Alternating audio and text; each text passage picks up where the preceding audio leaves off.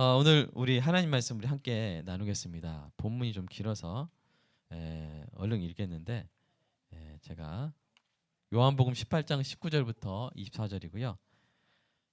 그다음에 보완할 부분이 있어서 마태복음 26장 57절부터 27장 2절.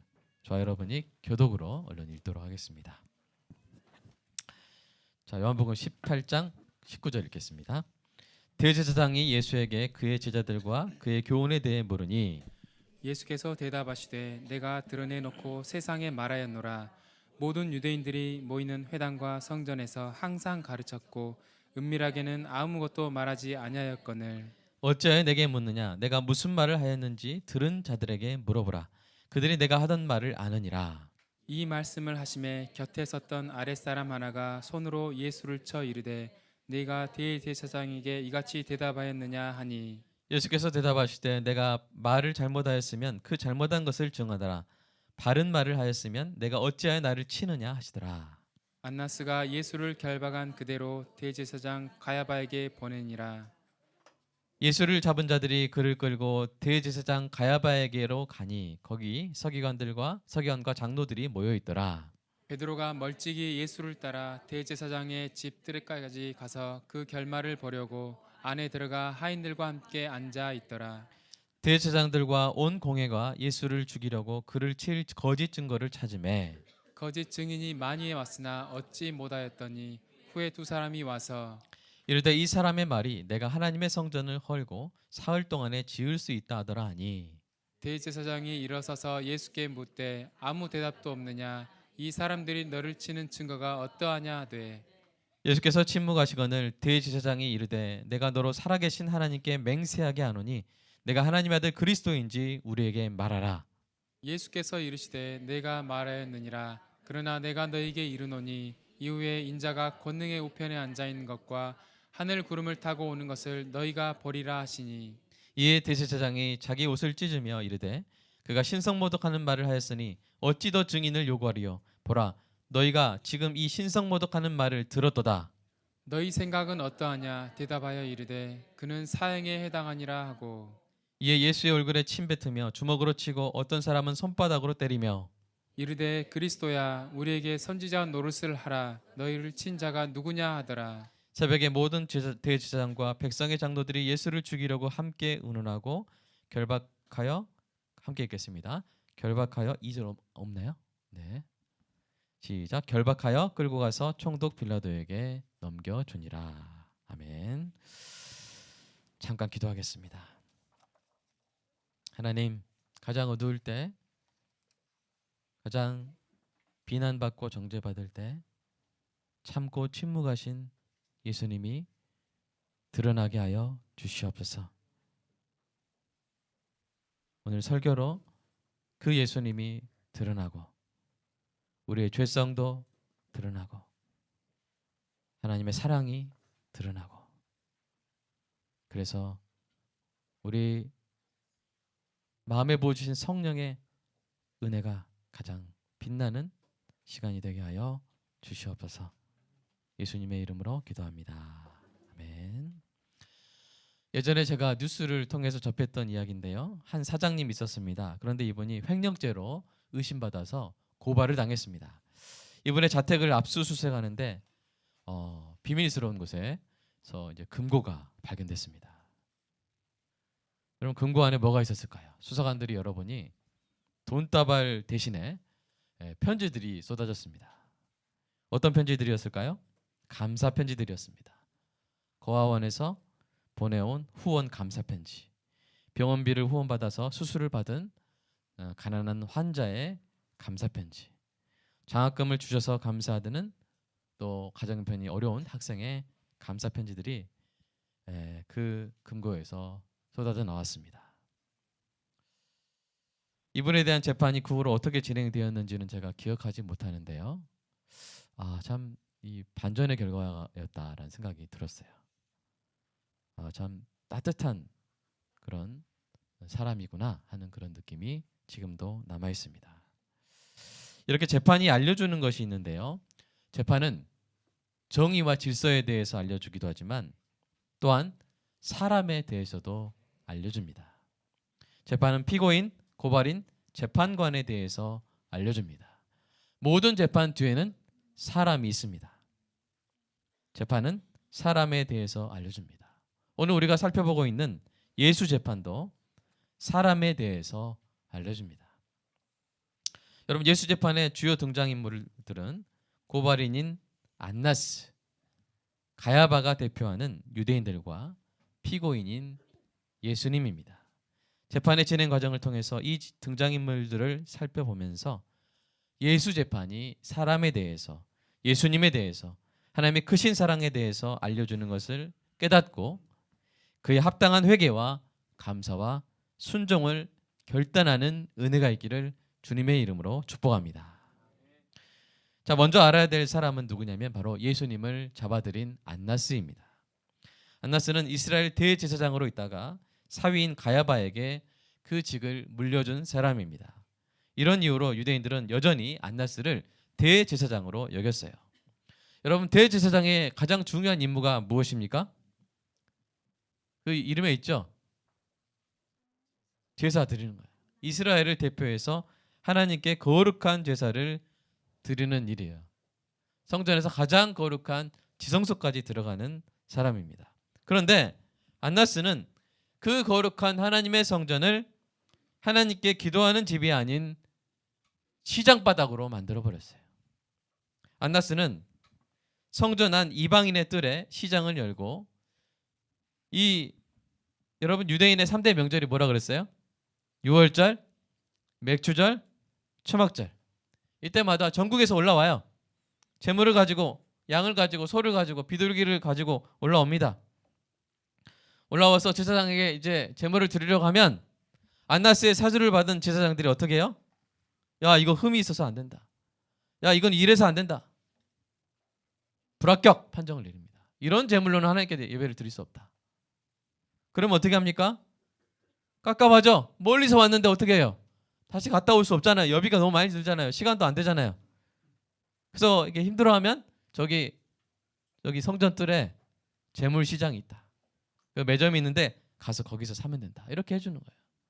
근데 그 시장, 그 매점들이 누구 거예요? 누구한테 자리세를 내는 사람들이에요? 안나스에게 자리세를 내는 사람들이에요. 안나스에게 매상의 일부를 바치는 사람들이에요. 여러분, 어떻게 됐는지 알겠죠? 그죠? 그 순전한 마음으로 예배 드리러 온 사람들을 사기쳐가지고 그 재물을, 가지고 온 재물 어떻게 하겠어요? 어쩔 수 없으니까 헐값에 팔겠죠. 그럼 그게 돌리는 거예요. 돌려서 그다음에 안나스가 인정한 재물이다 해가지고 다시 예를 들어서 뭐 10,000원에 산 거를 10만 원에 팔고, 이런 식으로 강도짓을 하는 것이죠. 그래서 당시에 이 성전 뜰에 별명이 있었어요. 뭐였을까요? 안나스의 시장이었어요. 성전 뜰의 이름이 안나스의 시장이었어요. 그 유대 명절마다 수십만 명의 유대인들이 이 재물 시장, 안나스의 시장을 거쳐야 했으므로 수익이 막대했을 것입니다. 분위기 어땠을까요? 자, 안나스 대제사장이 인정해준 재물이 있어요. 이거 사가면 절대 여러분 불합격 안 받습니다. 힘들게 가져온 재물도 제가 제값에 사주겠습니다. 자, 괜히 발품 팔지 말고 여기서 사세요. 라고 이렇게 얼마나 이렇게 소리를 질렀을까요? 안나스는 거룩한 하나님의 성전을 강도의 구렬로 만든 것입니다. 이방인들도 하나님께 나와 기도할 수 있도록 만든 이 거룩한 장소가 소와 양의 똥과 비둘기들의 깃털과 장사치들의 호객과 흥정소리로 가득 차게 되었습니다. 기도할 수 있겠어요? 이방인들이? 어찌 보면 이 안나스가 예수님과 악연을 맺게 된 것은 너무나도 당연한 일입니다. 요한복음 2장에 예수님이 안나스의 시장을 어떻게 하시는지 보세요. 자, 한번 말씀 볼까요? 같이 읽어보겠습니다. 시작. 유대인의 유월절이 가까운지라 예수께서 예루살렘으로 올라가셨더니 성전 안에서 소와 양과 비둘기 파는 사람들과 돈 바꾸는 사람들이 앉아 있는 것을 보시고 노끈으로 채찍을 만드사 양이나 소를 다 성전에서 내쫓으시고 돈 바꾸는 사람들의 돈을 쏟으시며 상을 엎으시고 비둘기 파는 사람들에게 이르시되 이것을 여기서 가져가라. 내 아버지의 집으로 장사하는 집을 만들지 말라 하시니 엎어버리셨어요. 안나스의 수입원이었던 이들의 영업을 방해한 예수님이 안나스에게 미운 털이 단단히 박혔을 것입니다.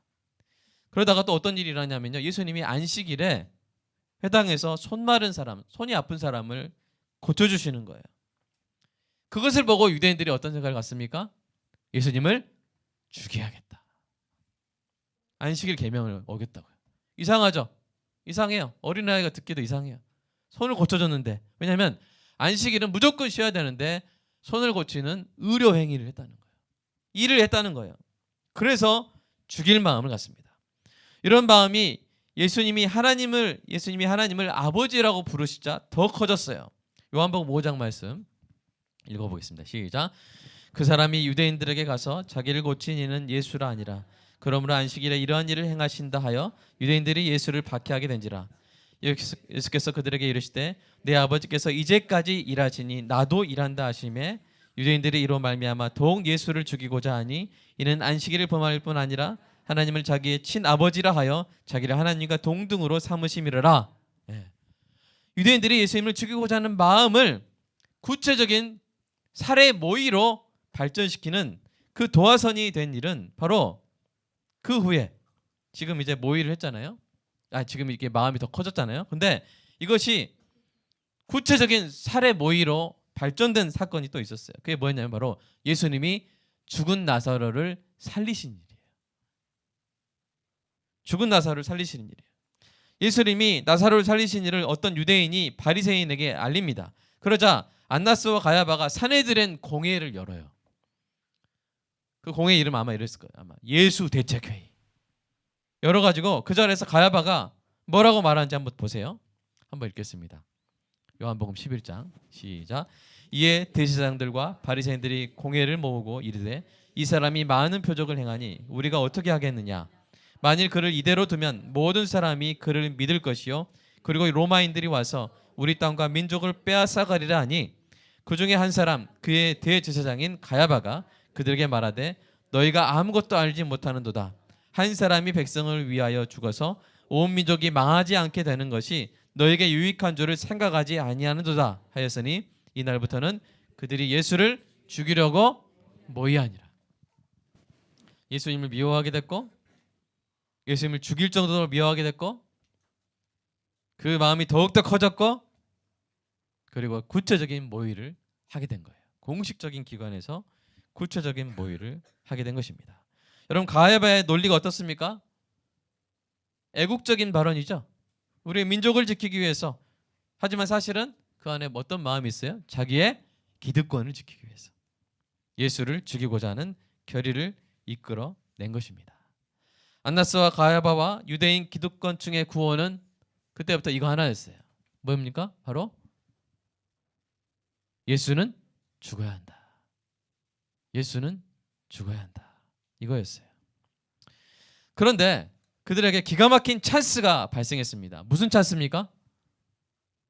바로 유다 찬스가 발생한 거예요. 예수님의 핵심 제자인 유다가 예수님을 잡을 수 있게 해주겠다고 대제사장들에게 제안을 한 것입니다. 이 기회를 놓치지 않으려고 대제사장들이 발빠르게 움직였는데요. 그들은 총독 빌라도에게 로마군 동원까지 요청해서 유다에게 붙여주고요. 자신들의 아랫사람들까지 딸려 보냈어요. 근데 문제는 뭐냐면 그날 밤이 바로 6월절 안식일 전날 밤이었다는 거예요. 다음 주에 살펴보겠지만 6월절 안식일 전날에 사형에 해당하는 죄를 다루는 법정을 여는 것은 불법입니다. 여러분 사형 판결에 해당하는 죄를 다루는 법정은 최소한 이틀 이상이 들어요. 어느 날 밤에 해치울 수 있는 일이 아니에요. 지난주에 열심히 우리가 배웠죠. 적어도 2번 이상 투표를 해야 되고요. 투표한 후에도 계속 증거를 기다려야 돼요. 새로운 증거를 기다려야 돼요. 그런데 그 다음 날 안식일이면 안식일에 재판하면 될까요? 안 될까요? 안 되잖아요. 그러니까 최소한의 시간이 없는 거예요. 사형에 해당하는 재판을 최소한의 시간이 없는데 그냥 열어버린 거예요. 왜요? 유다가 와가지고 좋다구나 해서 예수님을 그 밤에 잡았기 때문에 예수님을 전격적으로 체포했습니다. 그로 인해서 그들은 불법적인 재판을 열게 된 것이죠. 그래서 여러분 이 재판을 진행 과정을 보면 대제사장들과 유대인들이 상당히 허둥지둥되는 그런 모습을 발견할 수 있습니다. 여러분 마태복음 26장 59절 한번 읽어볼까요? 마태복음 자 시작. 대제사장들과 온 공회가 예수를 죽이려고 그를 칠 거짓 증거를 찾음에 거짓 증인이 많이 왔으나 얻지 못하더니 여러분 보십시오. 지난주에 배운 바에 의하면 사내들인 공회의 재판은 제사장이 고발해서 열 수 있습니까? 아니면 증인들이 고발해야 됩니까? 증인들이 고발해야 된다 그랬어요. 그런데 순서가 거꾸로 된 거예요. 유다가 제보하니까 대제사장이 급한 마음에 먼저 전격적으로 체포한 다음에 그제서야 누굴 모아요? 증인들을 모으는 거예요. 우리나라도 그렇잖아요. 일단은 죄목이 있고 그다음에 구속영장이 나와야 잡으러 가서 잡아오죠. 근데 막 잡아놓고는 저 왜 잡으셨어요? 기다려봐라. 네가 죄가 뭔지 한번 따져보자. 막 이렇게. 그렇게 하면 돼야 안 되겠어요? 상식에도 어긋나잖아요. 근데 그렇게 하고 있는 거예요. 근데 이때가 낮이에요, 밤이에요? 밤이잖아요. 여러분 낮에도 밝은 낮에도 갑자기 사람들 다와서 데려와가지고 증언해 이러면 당황스럽잖아요. 그런데 밤에 사람들이 자고 있었겠죠. 자던 사람들을 호출해가지고 증언하라고 했으니 얼마나 횡설수설했겠습니까? 아마 별의별 말도 안 되는 증언들이 난무했을 것입니다. 이 부분을 연구한 미국의 신학자 라이만 아포트 이분이 예수님에 대한 거짓 증언으로 제시되었을 법한 사안들을 소개했는데요. 제가 이것들을 대화체로 한번 바꿔봤습니다. 다 하기보다 좀 몇 개 좀 추려서 한번 해볼게요. 첫 번째로 아마 이런 증언이 있었을 거예요. 예수가 사람들을 선동하고 늘 파당을 일으켰어. 뭘 가지고 이렇게 고발했을까요? 예수님이 가르치실 때 사람들이 모이고 제자들이 막 예수님 따랐잖아요. 그것 가지고 막 이렇게 고발하는 거예요. 두 번째로 이렇게 추측합니다. 예수가 부자들을 비난하며 가난한 사람들을 부추겼어. 예수님이 어떻게 가르치셨어요? 부자들의 탐욕을 책망하고 가난한 자들을 긍휼히 여기신 일로 그렇게 고발했었을 거예요. 그 다음에 또 이런 고발이 있었을 거라고 합니다. 예수가 가버나움과 벳세다와 고라신과 같은 도성들을 멸시했어. 사실 비슷한 말씀하신 적 있죠? 예수님이 이 도시들의 사람들에게 회개할 것을 촉구하신 일이 있었습니다. 이런 식으로.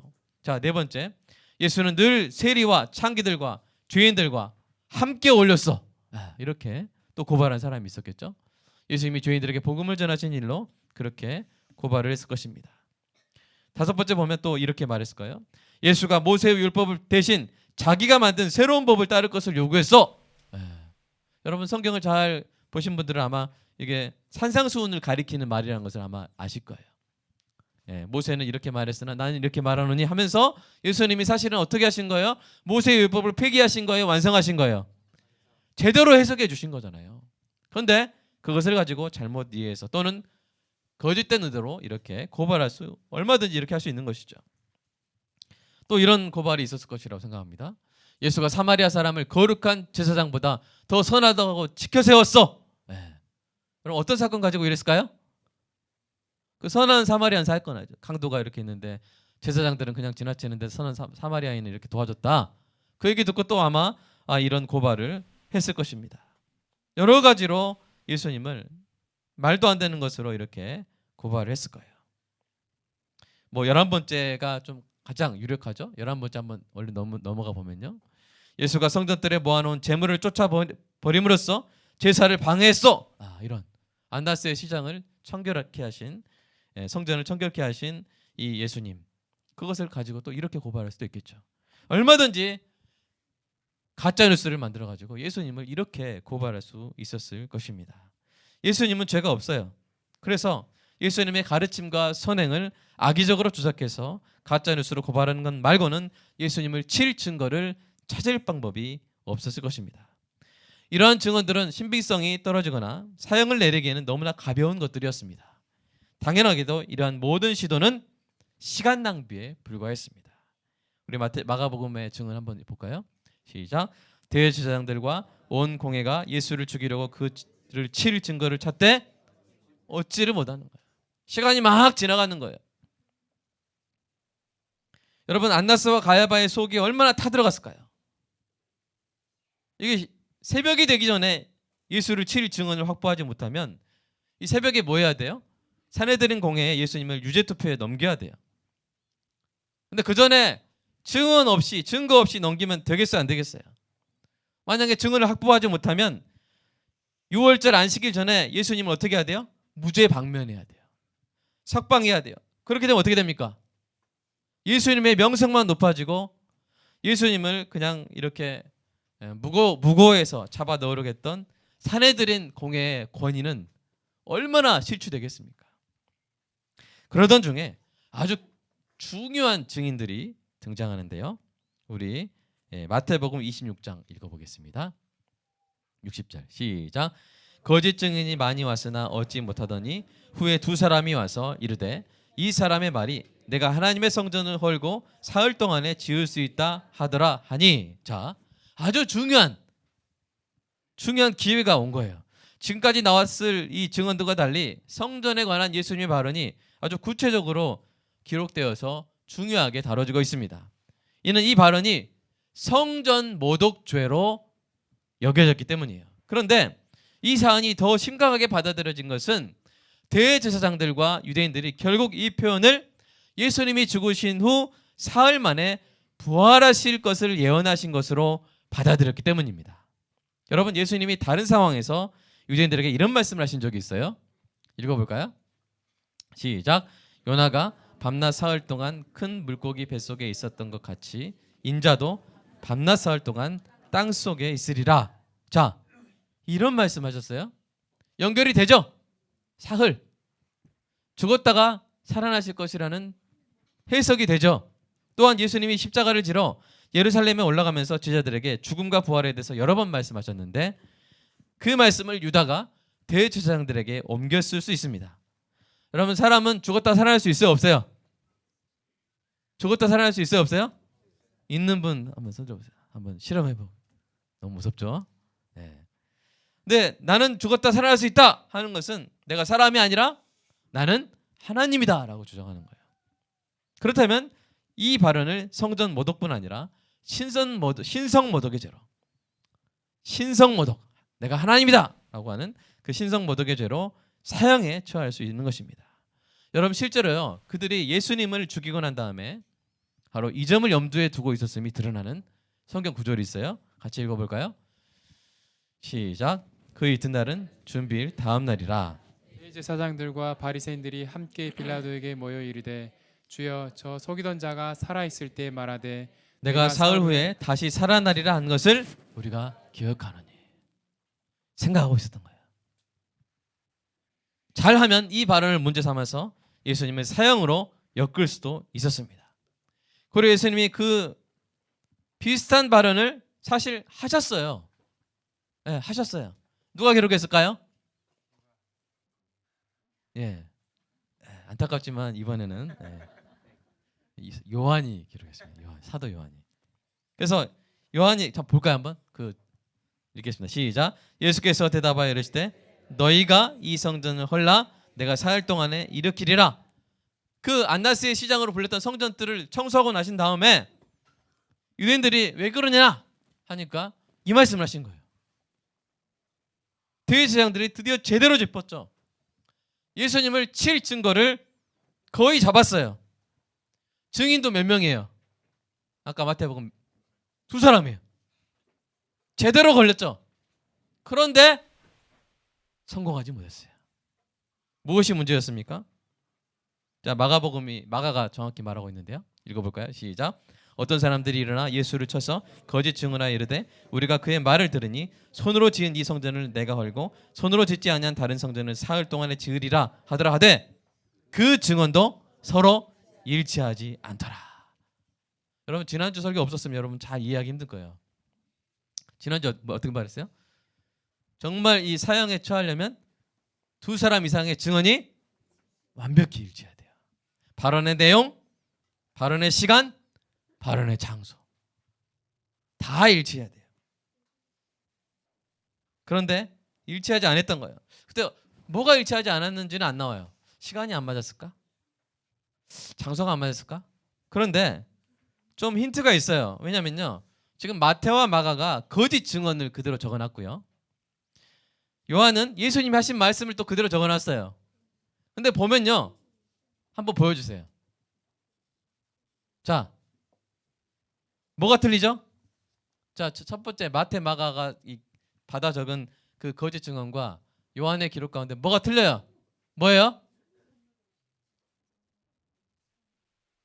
자, 제일 큰 건 뭐예요? 그 빨간색으로 혹시 못 해주시죠? 자, 거짓 증언들은 다 내가 헐겠다 그러잖아요, 예수님이. 근데 요한이 기록한 예수님의 발은 뭡니까? 너희가 헐라 그러죠. 그죠? 뭐 이런 것 가지고 이렇게 하시는 표정인데, 이렇게 사내들인 법정에 증거력 채택하는 데는 이게 일치를 해야 돼요.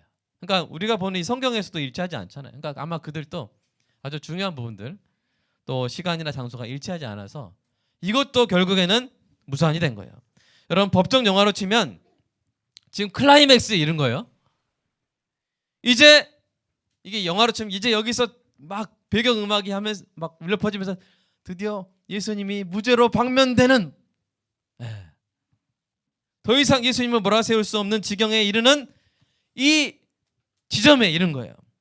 이제는 단념하고 이제 대제사장이 아휴, 예수 내가 졌어 하면서 이렇게 물러서고 사람들은 막 박수치고 이래야 되는데, 근데 그때 대제사장이 벌떡 일어납니다. 일어났단 말은 그동안 앉아있었단 말이겠죠. 벌떡 일어나요. 자, 뭐라고 말하는지 볼까요? 마태복음 26장 62절. 자, 시작. 대제사장이 일어서서 예수께 묻되 아무 대답도 없느냐? 이 사람들이 너를 치는 증거가 어떠하냐? 예.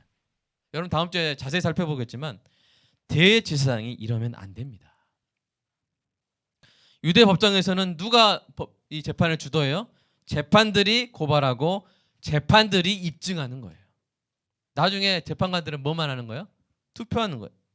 대제사장이 직접 피고인을 신문할 수 없어요. 그런데 다급해진 가야바가 예수님을 직접 신문하기 시작한 것입니다. 가야바의 전략은 아마 이런 거였을 거예요. 예수님을 도발해가지고 예수님이 스스로 변호할 때 그 입에서 내가 하나님이다 이 말이 나오게 하려고 한 거예요. 신성 모독하는 발언을 유도해서 그 발언을 증거로 예수님을 치려고 한 것입니다. 그런데요, 예수님이 어떻게 합니까? 변호해요? 아, 나 그때 내가 그렇게 말한 게 아닌데 저 거짓말했어, 가짜뉴스야, 이렇게 변호를 하세요? 안 하세요? 안 하세요. 어떻게 하십니까? 침묵하세요. 말씀을 안 하세요. 변호하지 않으세요. 그러니까 이 가야바가 얼마나 답답할까요? 모든 수가 막힌 가야바가 절박한 심정으로 최후의 승부수를 띄웁니다. 마태복음 26장 64절. 시작. 예수께서 침묵하시거늘 대제사장이 이르되 내가 너로 살아계신 하나님께 맹세하게 하노니 내가 하나님의 아들 그리스도인지 우리에게 말하라. 여러분, 만약에 예수님이 이 질문에도 대답하지 않으셨다면 예수님은 풀려나는 거예요. 석방, 무죄. 예수님이 대제사장들을 상대로 재판에서 이기는 놀라운 법정 드라마가 펼쳐졌을 것입니다. 그러나 놀랍게도 바로 이 장면에서 저와 여러분을 위한 가장 위대한 반전이 일어납니다. 지금까지 무르익은 모든 유리한 국면을 다 뒤집어버리고 예수님이 하지 말아야 될 바로 그 말, 가야바가 원한 바로 그 발언을 하신 거예요. 뭐라고 하셨습니까? 간단합니다. 내가 말하였느니라. 네가 말한 대로다. 내가 하나님의 아들 그리스도다. 여러분, 가야바의 질문은 상당히 교묘했던 거예요. 자, 네가 하나님의 아들 그리스도인지 우리에게 말해라. 그래서 인정하면요, 하나님의 아들 그리스도라고 주장하는 것은 유대 법정에서 신성모독죄로 사형이에요. 근데 유대 법정에서만 사형이 아니라 그리스도로 주장하는 것은 정치적 구원자를 의미하거든요. 그러니까 로마 제국의 압박으로부터 이스라엘을 독립시킬 그런 메시아냐? 그것이 포함되어 있으니까 로마 법정에서도 반역죄로 사형, 유대 법정에서도 사형, 로마 법정에서도 사형. 그러니까 가야바는 예수님이 스스로 하나님의 아들 그리스도라고 주장하고 있음을 자백하게 함으로써 어떤 법정에서든 사형에 해당하는 죄로 올가매려고 한 것입니다. 물론 그 일은 가야바의 계책이 성공해서가 아니라 예수님이 주도하여 대답하심으로써 그 일이 이루어졌습니다. 예수님이 침묵만 했어도 풀려났을 것입니다. 그러나 예수님은 하나님의 뜻을 이루셔야 했습니다. 저와 여러분을 위해 대신 죽으셔야 했습니다. 그때 침묵하셨으면 우리가 하나님의 심판대에서 각자 피고인으로 섰어야 했고요. 우린 다 지옥행입니다. 그러나 예수님께서 지금까지의 침묵을 깨시고 네가 말하였느니라. 죽음을 자초하는 그 발언을 하심으로 저와 여러분을 구원하신 줄로 믿습니다. 가야바는 예수님의 자백을 증거로 삼아서 예수님을 사형에 해당하는 죄로 정죄하고 잠시 후 새벽에 사내되는 공회의 유죄 투표를 거쳐서 예수님을 빌라도에게 넘겨줍니다. 여러분, 이것이 바로 예수님이 잡히시던 밤에 진행된 재판의 실상입니다. 우리가 이 재판을 살펴보면서 인정하고 깨달아야 할 사실들이 있습니다. 첫 번째로 사람에 대해서 우리가 이것을 알아야 돼요. 사람의 마음과 혀. 우리 동그라미 1번 한번 읽어볼까요? 사람의 마음과 혀. 네. 한번 같이 읽어보겠습니다. 시작. 우리는 안나스나 가야바와 전혀 다른 사람이라고 생각해서는 안 됩니다. 여러분, 이 재판을 보시면서 야, 저런 놈들이 있을까? 이런 죽일 놈들. 여러분들 어떻게 해야 되나 하면서 막 미워했던 사람들이 바로 헨리 포드, 또 히틀러. 그래서 결국 그들을 증오하고 유대인들을 예수님을 죽인 자들 해서 대학살을 일으킨 그런 사람들이에요. 여러분, 안나스와 가야바 유대인들은 아주 막 악마 같은 종족이라서 이런 일을 한 겁니까? 아닙니다. 우리와 같은 사람이에요. 여러분 제가 살아오면서 막 엄청난 막 300명을 죽이고 막 이런 죄를 안 저질렀어요, 제가. 근데 그렇게 안 저지른 이유 중에 하나가 뭐냐면 그만한 힘이 없었어요, 저는. 그만한 권력이 없었어요. 그만한 지위가 없었던 거예요. 여러분, 우리가 장담할 수 없어요. 지금 높은 곳에 올라서 죄를 막 저지른 사람들, 저 사람들은 악마적인 사람들이라고 그러고 나는 안 그럴 거야. 나는 완전히 다른 사람이야. 할 수가 없어요. 우리도 그 어떤 지위나 권력이 있으면 그럴 수 있는 거예요. 여러분, 겸손하게 인정하시기를 주님의 이름으로 축복합니다. 여러분, 성경이 이렇게 진단해요. 예레미야서 17장 시작. 만물보다 거짓되고 심히 부패한 것은 마음이라. 우리가 그들보다 나아서가 아니라 우리에게 하나님의 은혜가 임하기 때문에 우리가 다르게 된 줄로 믿습니다. 그럼 우리는 예수 재판을 보면서 우리 자신을 돌아봐야 되는 거예요. 안나스와 가야바 이 나쁜 놈들 하고 재판 이거 보고 끝나면 안 돼요. 안나스와 가야바가 예수님을 함부로 판단하고 비난하고 정죄했던 것처럼 우리도 그럴 수 있다는 거예요. 우리도 그러지 않도록 항상 돌아보고 회개하고 하나님 앞에 겸손하게 무릎 꿇어야 될 줄로 믿습니다. 두 번째, 인간의 혀에 대해서 우리가 알 수 있잖아요. 동그라미 1번 읽어볼까요? 시작. 인간의 혀는 죄 없으신 예수님까지도 사형에 해당한 자로 정죄하라고 했습니다. 혀에 대해서 이렇게 말합니다. 야고보서 3장 6절 시작. 혀는 곧 불이요 불의의 세계라. 혀는 우리 지체 중에서 온몸을 더럽히고 삶의 수레바퀴를 불사르나니 그 사르는 것이 지옥불에서 나느니라. 아멘. 여러분, 성도의 입에서도 지옥불이 날 수 있는 거예요. 그런데 사랑하는 여러분, 우리 빛과 함께 모든 성도님들 입에서는 지옥불이 아니라 천국 생수가 흘러나오는 은혜가 있기를 주님의 이름으로 축복합니다. 우리가 말을 예쁘게 되게 둥글둥글하게 부드럽게 해야 돼요. 말을 뾰족하게 하면 그게 사람의 가슴에 그냥 깊은 상처를 남기잖아요.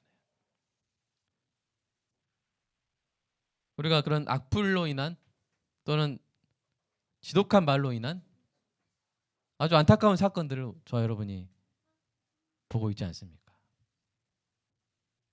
사람의 혀는 너무나 치명적이어서 예수님 같은 사람도 사형죄로 정죄할 수가 있는 거예요. 저와 여러분이 이 혀를 무엇보다 이 입술을 잘 관리해서 지옥불 입구가 아니라 지옥불 용광도가 아니라 천국 생수의 근원이 되는 그런 샘물 같은 저와 여러분의 입술이 되기를 주님의 이름으로 축복합니다. 그래서 살고 싶으시면 내가 살고 싶다, 내가 좀 살아나고 싶다, 그러면 성령 형제를 만나야 돼. 그러면 이 낙원산을 만나야 돼. 이렇게 좀 살고 싶을 때, 그럴 때는 이윤관 집사님을 만나야 돼. 이윤관 집사님 입에서 나오는 천국 생수를 내가 들어야 돼. 이렇게 되는 은혜가 있기를, 여러분 모두가 그렇게 되는 은혜가 있기를 주님의 이름으로 축복합니다. 두 번째, 예수님에 대해서 알려주는 것이 있어요. 예수님은요 침묵하시고 순종하셨어요. 예수님은 부당한 고발과 정죄를 참으셨습니다. 예수님을 고발한 사람들은 다 예수님이 잘한 것, 예수님이 하신 선하신 일, 예수님이 진리를 가르치시고 은혜를 베푸신 일들로 인해서 예수님을 고발했어요. 예수님은 선한 일로 인해서 비난받으셨어요. 저라면 너무 억울했을 것 같아요. 별로 잘못한 일이 없어도 비난받으면 억울한데, 예수님은 너무 잘하셨는데 너무 선한 일을 하고도 비난받고 정죄 받으셨어요. 그러나 그럼에도 불구하고 참으셨어요. 하나님의 뜻대로 하나님 주신 백성을 구원하기 위해서 십자가에 죽기로 한 성경적인 결정을 끝까지 지키셨어요. 사랑하는 여러분, 하나님께서 주신 소명이 있습니까? 사명이 있습니까? 그 사명을 완수하기까지 필요할 때는 여러분 참으시기를 주님의 이름으로 축복합니다. 참으십시오. 부당한 비난이 있을 때 예수님처럼 참을 수 있는 은혜가 있기를, 저와 여러분에게 그 은혜가 있기를 간절히 소망합니다. 엘로이 하나님이 다 보고 계세요.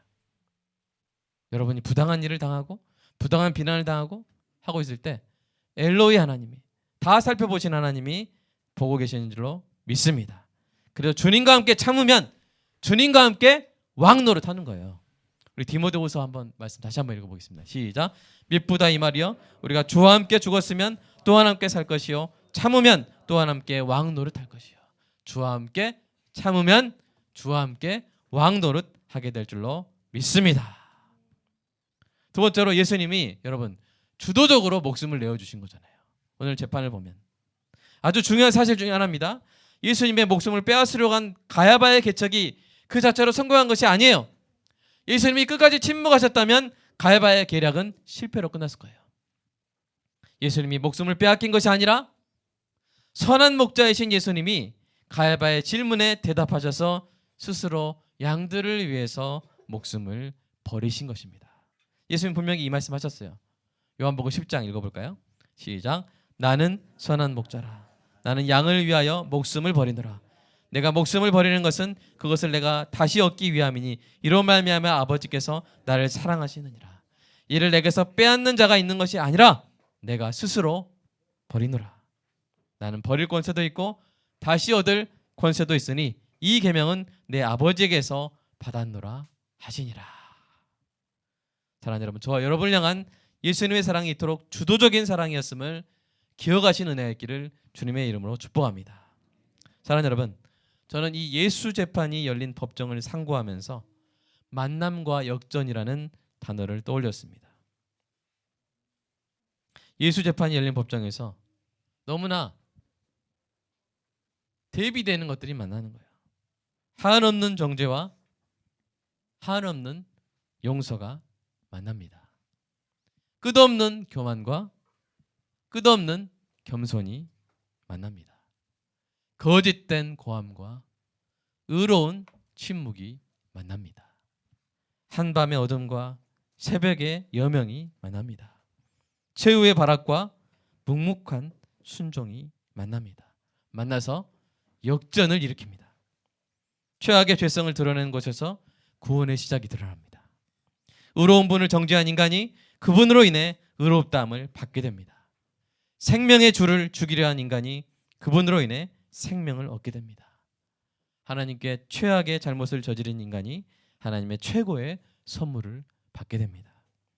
하나님께 심판을 내리려 한 인간이 하나님의 긍휼을 입게 되었습니다. 인간은 하나님을 무고의 법정으로 끌고 갔지만 하나님은 인간을 긍휼의 법정으로 인도하셨습니다. 우리 은혜의 말씀 데살로니가전서 5장 한번 읽어볼까요? 시작. 하나님이 우리를 세우심은 노하심에 이르게 하심이 아니요 오직 우리 주 예수 그리스도로 말미암아 구원을 받게 하심이라. 예수께서 우리를 위해서 죽으사 우리로 하여금 깨어있든지 자든지 자기와 함께 살게 하려 하셨느니라. 아멘. 이 시간 좀 기도했으면 좋겠습니다. 여러분, 그냥 지나버린 역사적인 법정이라고 잊어버리지 마시고요. 이 법정을 상고하면서 이 법정에서 예수님을 다시 발견하시기 바랍니다. 예수님을 다시 만나시기 바랍니다.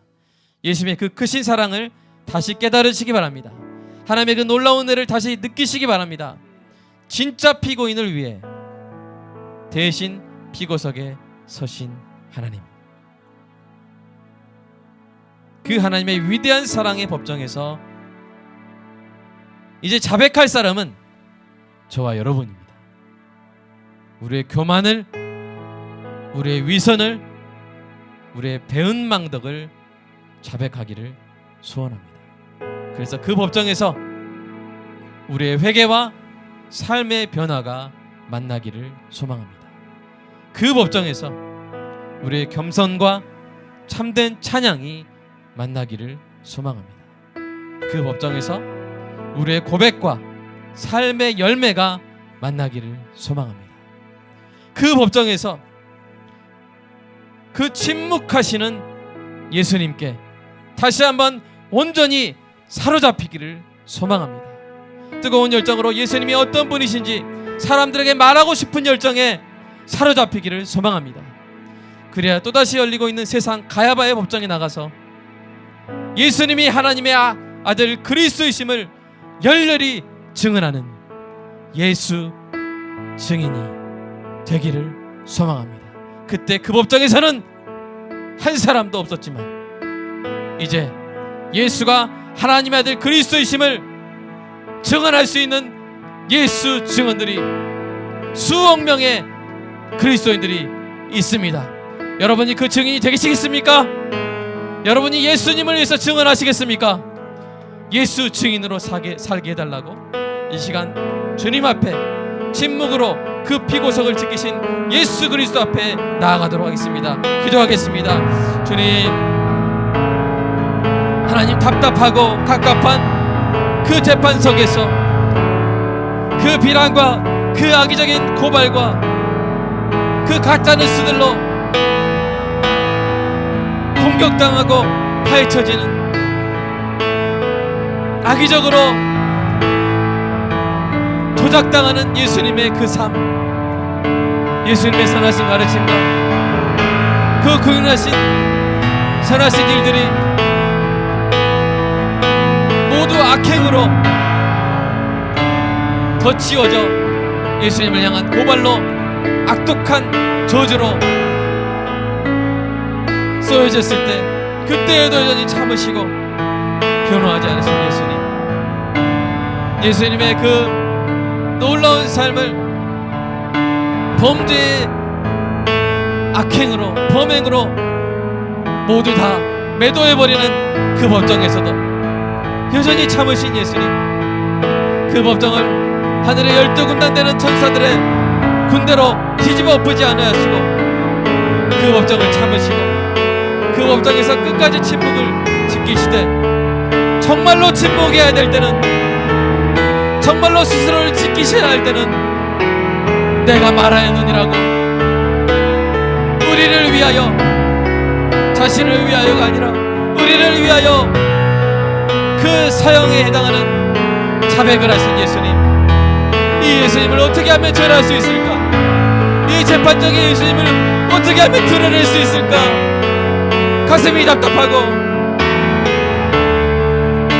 마음이 끓어올랐습니다. 주여, 저는 말을 잘 못하였을지라도 주여, 오늘 성령의 은혜로운 시간 깨닫게 하여 주시고, 나를 사랑하사 나를 위해 온 인생의 매도당하심을 참으시고, 정말로 침묵해야 할 때 말씀하심으로 말미암아 그 지독한 정죄를 당하시고 사형을 당하신 예수 그리스도, 나를 위해 침묵하시고 나를 위해 말씀하신 예수 그리스도, 내가 써야 될 피고석에 대신 서신 그 예수 그리스도가 드러나는 오늘 이 강단이 되게 하여 주시옵소서. 아직도 세상에는 예수님이 하나님의 아들이 아니라고, 예수님이 그리스도가 아니라고 여전히 가야바의 법정들이 열리고 있을 때 우리가 침묵하지 말아야 될 줄로 믿습니다. 우리가 증언해야 될 줄로 믿습니다. 한 명, 두 명, 10명이 아니라 수억 명의 그리스도인들이 입을 열어 증언해야 될 줄로 믿습니다. 내가 예수를 압니다. 예수님이 하신 말씀은 이것입니다. 예수님이 원하시는 교회의 모습은 이것입니다. 예수님은 이렇게 하기를 원하셨습니다. 예수님은 하나님의 아들이십니다. 예수님은 그리스도이십니다. 내가 증언할 수 있습니다. 주여, 우리가 예수님이 침묵하셨던 그 법정에서 이제 우리가 증언할 수 있습니다. 우리가 침묵하지 말게 하시고 우리가 예수를 증언하게 하여 주시옵소서. 길거리에서, 사업장에서, 직장에서, 가정에서, 신목단체에서 지나치는 사람들에게 예수가 하나님의 아들이시오 그리스도임을 증언하는 증언들로 거듭나게 하여 주시옵소서. 그 법정에서 우리의 회개와 우리의 삶의 변화가 만나게 하시고, 그 법정에서 우리의 겸손과 하나님의 향한 참된 찬양이 만나게 하시고, 그 법정에서 우리의 고백과 삶의 열매들이 만나는 은혜가 있게 하여 주시옵소서. 참으로 예수 그리스도께서 정죄받으신 그 법정에서 진정 예수 그리스도의 그 깊으신 사랑과 그 공의를, 그 놀라우신 하나님의 은혜를 다시 발견하고 다시 느끼고 온전히 사로잡히게 하여 주시옵소서. 주님 사랑합니다. 감사합니다. 주여 말씀을 밝혀 깨닫게 하여 주시옵소서. 이 작은 설교를 사용하여 주시옵소서. 이 부족한 설교자를 사용하여 주시옵소서. 주님 사랑합니다. 감사합니다. 주여, 나를 위해서 침묵하신, 나를 위해서 말씀하신 예수님을 사랑합니다.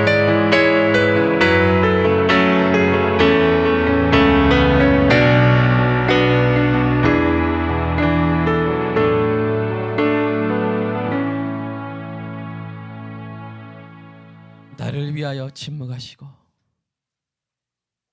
나를 위하여 말씀하신 예수님, 우리는 그동안 너무나 내 자신을 위해서 말하고 내 자신을 위해서 침묵해 왔습니다. 이제 우리 안에 만남과 역전이 일어나게 해 주시옵소서. 나를 위해서 침묵하시고 나를 위해서 말씀하신 그 예수님을 만남으로 말미암아 이제 우리도 예수를 위해 침묵하고 예수를 위해 말하게 하여 주시옵소서. 예수의 증인이 되어 말하고 예수와 함께 참아야 될 때 침묵하게 하여 주시옵소서. 우리의 입술을 불의의 무기가 아니라 의의 악기로 사용하여 주시고, 이 세상에서 여전히 열리고 있는 가해발 법정에 출석하여 예수가 하나님의 아들 그리스도이심을 증언하게 하여 주시옵소서. 손잡고 2명이, 10명이, 100명이, 수억 명이 함께 증언하게 하여 주시옵소서. 주님 감사합니다. 오늘 우리를 위해서 침묵하시고 우리를 위해서 말씀하신 예수님께 다시 한번 사로잡히게 하여 주시옵소서. 예배당을 뛰쳐나가 예수가 하나님의 아들이시여 그리스도이심을 말하고 싶은 열정에 사로잡히게 하여 주시옵소서. 증인의 열정에 사로잡히게 하여 주시옵소서. 나를 위해 침묵하시고 나를 위해 말씀하신 예수님의 이름으로 기도합니다. 아멘.